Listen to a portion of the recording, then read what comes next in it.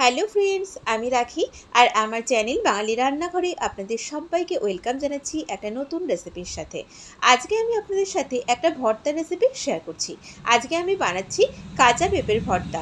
আর যে কোনো ভর্তাই তো গরম ভাতের সাথে খুবই ভালো লাগে। আর আমার আজকের এই পেঁপে ভর্তাও কিন্তু গরম ভাতের সাথে জাস্ট অসাধারণ খেতে লাগে। তাহলে চলুন আজকের রেসিপিটা আমরা শুরু করি। এখানে আমি এই ভর্তাটা বানানোর জন্য নিয়ে নিয়েছি একটা মিডিয়াম সাইজের কাঁচা পেঁপে। এখন আমি পেঁপেটাকে কেটে নেব। তো দেখুন পেঁপেটাকে আমি কেটে নিয়েছি। পেঁপেটা কিন্তু একটু পেকে এসেছে, মানে একটু হলদে ভাব পেঁপেটার মধ্যে চলে এসেছে। আপনারা চেষ্টা করবেন পুরোপুরি কাঁচা পেঁপে নেওয়ার, তাতে কিন্তু এই রেসিপিটা আরও ভালো হবে।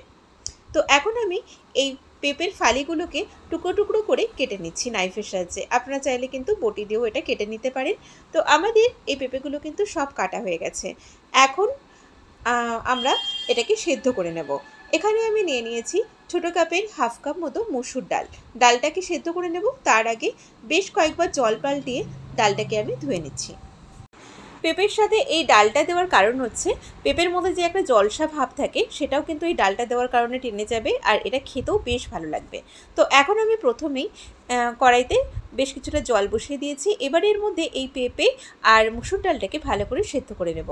দিয়ে দিলাম সামান্য পরিমাণে একটু লবণ। এখন এটাকে আমি দেখুন খুব ভালো করে সেদ্ধ করে নিয়েছি। এবারে একটা ম্যাশারের সাহায্যে এটাকে ভালো করে আমি ম্যাশড করে নিলাম।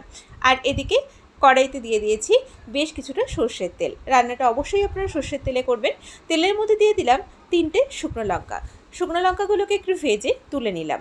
এবারে কড়াইতে তেলের মধ্যে দিয়ে দিচ্ছি আমি বেশ কিছুটা রসুন কুচি। ভর্তাতে কিন্তু রসুনের ফ্লেভারটা খুবই ভালো লাগে, তাই রসুনের পরিমাণটা একটু বেশি করে দেবেন। দিয়ে দিলাম এর মধ্যে বেশ কয়েকটা কুচানো কাঁচা লঙ্কা। দিয়ে দিচ্ছি 2টো মিডিয়াম সাইজের কুচানো পেঁয়াজ। ঝালের পরিমাণটাও নিজেদের স্বাদ মতো অ্যাড করবেন।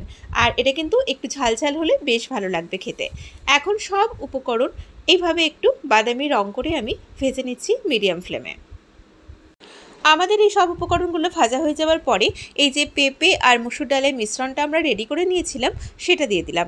এখন এটাকে ভালো করে একটু নেড়ে ছেড়ে নেব, আর এটাকে কিন্তু একদম শুকিয়ে ফেলতে হবে।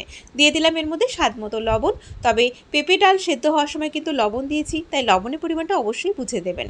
আর দিয়ে দিলাম এর মধ্যে এই যে শুকনো লঙ্কাটা ভেজে নিয়েছিলাম সেটাকে আমি একটু গুঁড়ো করে নিয়েছি, সেটা দিয়ে দিলাম।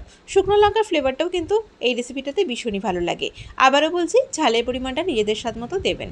এখন এটাকে মিডিয়াম ফ্লেমে দিয়ে দেখুন আমি বেশ কিছুক্ষণ ধরে নেড়ে চেড়ে একদম শুকিয়ে ফেলেছি। এটা কিন্তু আমাদের প্রায় হয়ে এসেছে। নামানোর আগে দিয়ে দিলাম এর মধ্যে বেশ কিছুটা কুচানো ধনেপাতা। তো আমাদের আজকের এই পেঁপে মুসুর ডালের ভর্তা কিন্তু একদম তৈরি, গরম গরম ভাত দিয়ে সার্ভ করার জন্য। আর আমার রিকোয়েস্ট, অবশ্যই আপনারা বাড়িতে একদিন তৈরি করে খাবেন, দেখবেন খুবই ভালো লাগবে। আর দেখলেনই কত সহজে এটা তৈরি হয়ে যায়। তৈরি হয়ে গেল আমাদের পেঁপে মুসুর ডালের এই রেসিপি। তো আমার আজকের এই ভিডিওটা ভালো লাগলে অবশ্যই ভিডিওটাতে লাইক শেয়ার কমেন্ট করবেন। সবাই ভালো থাকবেন, সুস্থ থাকবেন। আবারও দেখা হবে নতুন রেসিপির সাথে।